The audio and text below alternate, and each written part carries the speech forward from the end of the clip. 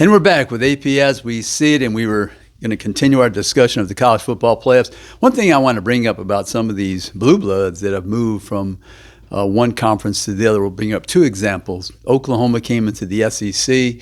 We know they struggled this season. Their big win was at home versus Alabama, beating them by 3 touchdowns, knocking them out of the college football playoff. But I'm thinking they wanted to move to the SEC, earn more money, but also it's going to be very difficult for them to make the college football playoffs. Even if they have the 4 automatic qualifiers with the SEC. Oklahoma, they're a long way from being one of the top 4 teams in the Southeastern Conference. You have Tennessee back in the hunt. You have Georgia. They have Kirby Smart, excellent national championship coach. You have Alabama. You have LSU. You have Texas, their nemesis, of course. There's many teams that they're going to have to defeat to be one of those 4 automatic qualifying teams if that's the case moving forward in 2026. The other team, for example, is USC. They beat 2 SEC teams at the beginning of the season, LSU in Las Vegas, and then Las Vegas Bowl. They beat Texas A&M, one of the better teams in the Southeastern Conference, but they ended up with the 6 losses. So they moved from the Pac-12, that disintegrated, is still alive. They have a chance to regroup a couple of years for that to happen. Those are the rules. In UCLA, USC, UCLA, but Penn State, they're not going anywhere with that coach, Coach Franklin. Ohio State, national champion. Michigan, national champion a couple of years ago.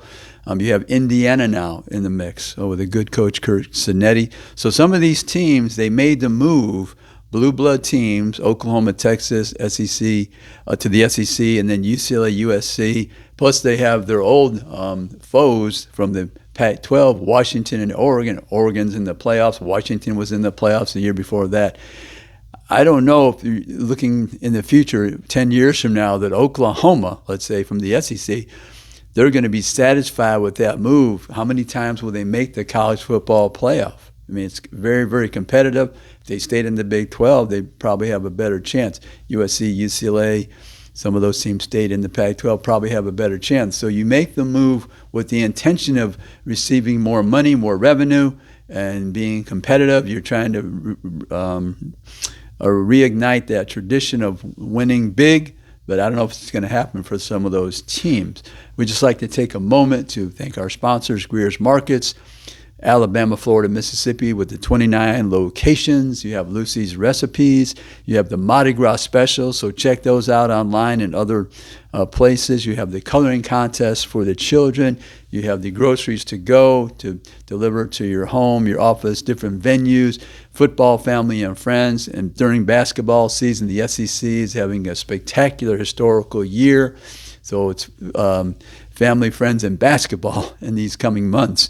And check that out. And remember, Greer's got it. When you shop there, they guarantee it. So Greer's Market's one of our sponsors. We'd like to thank them. The 29 locations, Alabama, Florida, and Mississippi. We'd also like to thank Wind Creek Casino, 3 locations in Alabama, Atmore, Montgomery, and Wetumpka. You can sign up to be a player at any of those 3 locations. You could participate and take full advantage of all the amenities, the spas, the movie theater, the restaurants, the cooking school.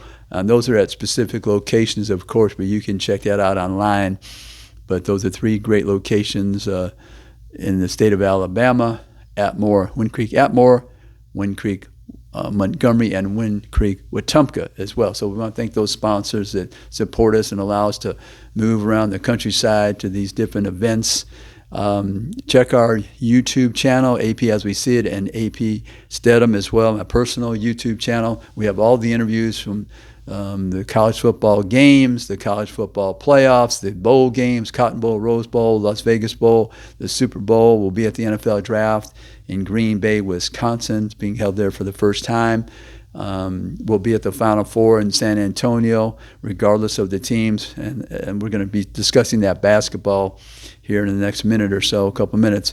But we'll be in San Antonio, so you can see all those interviews that we have on our YouTube channel. We have our program. It's on Spotify. It's archived. All the shows from when we first started, they're archived on Spotify. You can check our Facebook, our Instagram, our X accounts.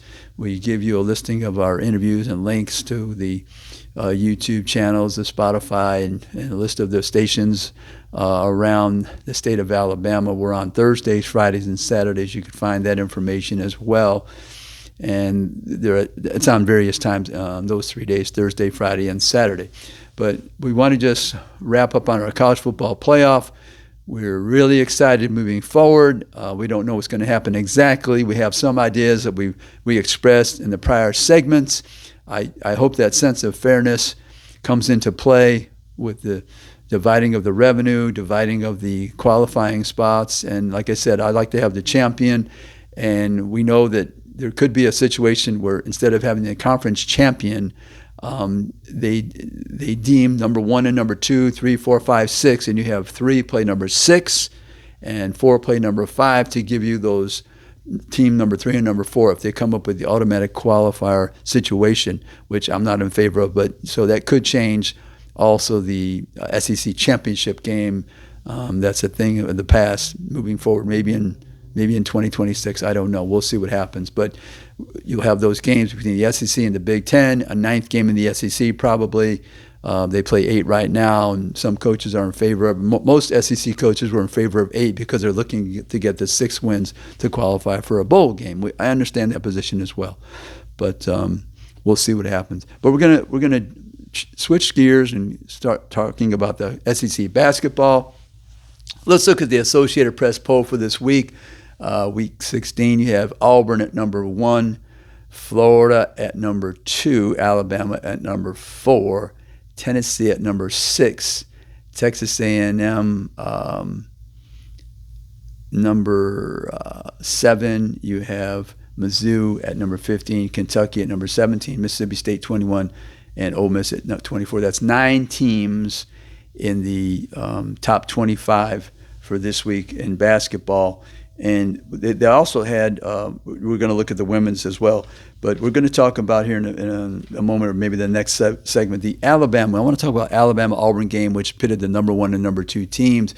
Who would have ever thought in the history of SEC basketball that the number 1 and 2 teams would be Alabama and Auburn and Alabama. But that happened this past weekend. Auburn was the winner in Tuscaloosa, 94-85. I think it was a surprise because you probably thought maybe Alabama would win at home, but Auburn played tremendous on the road. One thing about Alabama, they score plenty of points. The offense is not their problem. They score plenty of points, but you have to play, as I always say in football, a little bit of defense. They gave up 94 at home to Auburn. You're not going to shoot well every game. That particular game from the three-point line, they were 19%, 5 for 26. That's going to happen. That's going to happen with your basketball team. You're not going to shoot well every ball game, so you have to rely on your defense. Defense travels. So Alabama's a team, very good offense. Defensively, a lot of shortcomings on that side for the Crimson Tide. Auburn is still the team to beat in the conference. Florida is right there behind them, and Alabama is going to be in the tournament. Just depends on what seed. We were going to look at some of the preliminary seedings that came out from the NCAA Tournament Selection Committee. I think it was 5 out of the 6 teams at the top were SEC teams. But I just think that the SEC this year, historical 9 teams weekly in the Associated Press poll, as I said, they need to have at least, I would say, 4, minimum 4, reach the Sweet 16. Because if all those teams lose before the Sweet 16, it was all for naught. It was all for show, and it wasn't. You weren't playing for the big money, as they say. They need to have 4 teams minimum reach the Sweet 16. 1 team definitely minimum to make the Final Four. If you're going to have a big-time record with all these wins, you need to have at least 1 team make the Final Four, preferably 2, where you want to take command of men's basketball. Like you're always claiming in football, it just means more. If you want to be a king in basketball, you have to get teams year in and year out in the Final Four. Maybe not winning, but at least reaching the Final Four In a case where you're going to win a title, you're going to get lucky enough, and you're earning that berth to the Final Four. You're going to win a championship along the way. But this year, specifically with 9 teams in the Associated Press poll, you have to have one team in the Final Four to be considered a successful season, and at least 4 teams minimum in the Sweet 16. Then I would say the SEC had a great season. If not, you won a lot of games. You won a lot of non-conference games, which was unprecedented. But I would consider it not a good season if those couple of things didn't happen. But we're going to come back and continue our discussion of men's basketball in the SEC, also the women's basketball teams in the SEC. So we're going to be right back after these messages with AP as we see it.